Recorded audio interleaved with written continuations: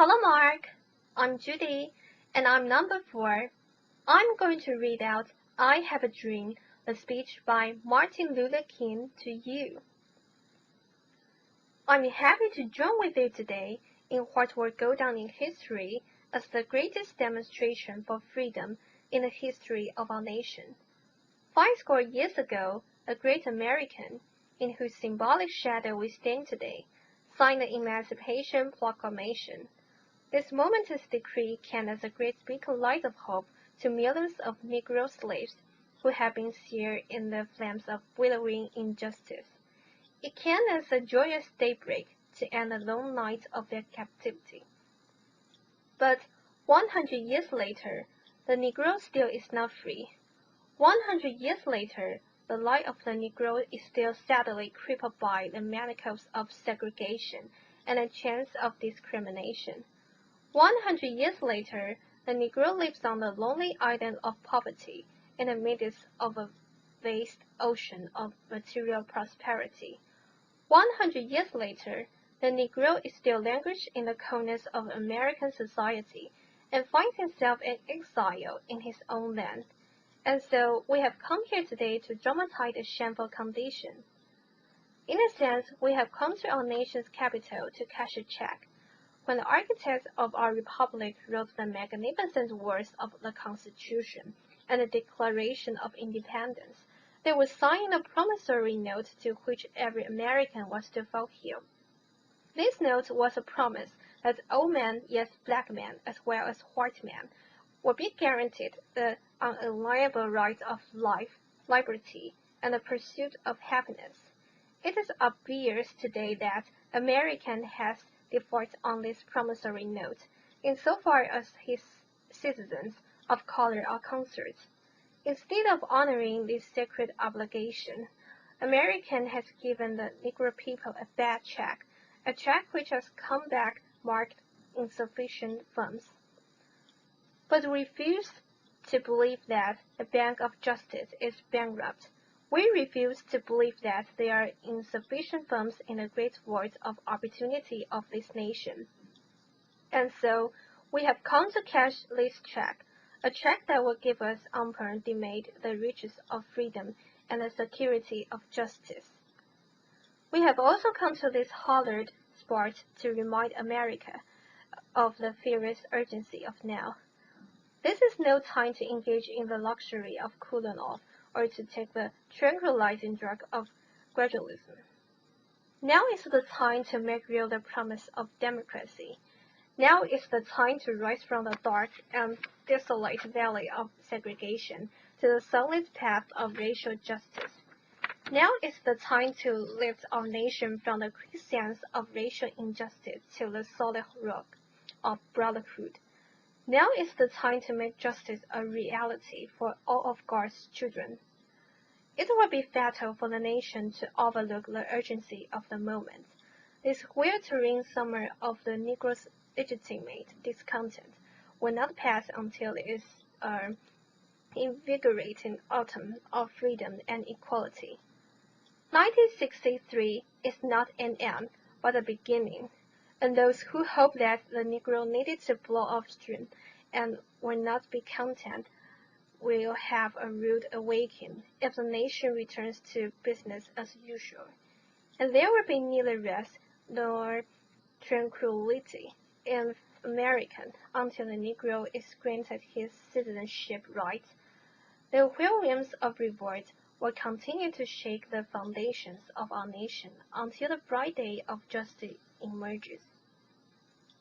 But there is something that I must say to my people, who stand on the worn threshold which leads into the palace of justice. In the process of gaining our rightful place, we must not be guilty of wrongful deeds. Let us not seek to satisfy our thirst for freedom by drinking from the cup of bitterness and hatred. We must forever conduct our struggle on the high plane of dignity and discipline. We must not allow our creative process to degenerate into physical violence. Again and again, we must rise to the majestic height of meeting physical force with soul force. The marvelous new militancy which has engulfed the Negro community must not lead us to the distrust of all white people. For many of our white brothers, as evidenced by their presence here today, have come to realize that their destiny is tied up with our destiny, and they have come to realize that their freedom is inextricably bound to our freedom. We cannot work alone, and as we walk, we must make the pledge that we shall always march ahead. We cannot turn back. There are those who are asking the devotees of civil rights, when will you be satisfied? We can never be satisfied as long as the Negro is the victim of the unspeakable horrors of police brutality.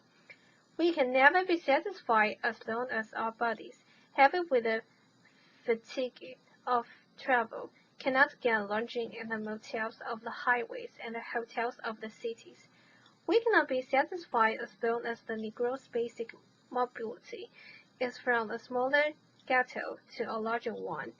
We can never be satisfied as long as our children are stripped of their selfhood and robbed of their dignity by sign stating, "For white only." We cannot be satisfied as long as the Negro in Mississippi cannot vote, and the Negro in New York believes he has nothing for which to vote. No, no, we are not satisfied, and we will not be satisfied until justice rolls down like waters, and righteousness like a mighty stream. I am not unmindful that some of you have come here out of great troubles and tribulation. Some of you have come fresh from narrow jail cells, and some of you have come from areas where you are quest for freedom, that you battled by the storms of persecution and staggered by the winds of police brutality. You have been the veterans of creative suffering. Continue to work with the fame that unearned suffering is redemptive. Go back to Mississippi. Go back to Alabama. Go back to South Carolina. Go back to Georgia. Go back to Louisiana. Go back to the slums and the ghettos of our north cities, knowing that somehow this situation can and will be changed. Let us not wallow in the valley of despair, I say to you today, my friends. And so, even though we face the difficulties of today and tomorrow, I still have a dream. It is a dream deeply rooted in the American dream. I have a dream that one day this nation will rise up and live out the true meaning of its creed. We hold these truths to be self-evident, that all men are created equal. I have a dream that one day, on the red hills of Georgia, the sons of former slaves and the sons of former slave owners will be able to sit down together at the table of brotherhood. I have a dream that one day, even the state of Mississippi, a state of struggling with the heat of injustice, sweltering with the heat of oppression, will be transformed into oases of freedom and justice. I have a dream that my 4 little children will one day live in a nation where they will not be judged by the color of their skin, but by the content of their character. I have a dream today. I have a dream that one day, down in Alabama, with its vicious racists, with its government having his lips dripping of the words of interposition and notification, one day right there in Alabama, little black boys and black girls will be able to join hands with little white boys and white girls as sisters and brothers. I have a dream today. I have a dream that one day every valley should be exalted, and every hill and mountain should be made low. The rough places will be made plain, and the crooked places will be made straight. And the glory of the Lord should be revealed, and all flesh should see it together. This is our hope, and this is the faith that I go back to the south with. With this faith, we will be able to hew out the mountain of despair, a stone of hope. With this faith, we will be able to transform the jangling discourse of our nation into a beautiful symphony of brotherhood. With this faith, we will be able to work together, to pray together, to struggle together, to go to jail together, to stand up for freedom together, knowing that we will be free one day. And this will be the day when all of God's children will be able to sing with new meaning. My country tastes of thee, sweet then and liberty, of thee I see. Then where my fathers died, then of the pilgrim's pride, from every mountain side let freedom ring. And if America is to be a great nation, this must become true. And so let freedom ring from the prodigious hilltops of New Hampshire.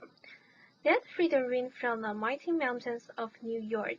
Let freedom ring from the heightened Alleghanies of Pennsylvania.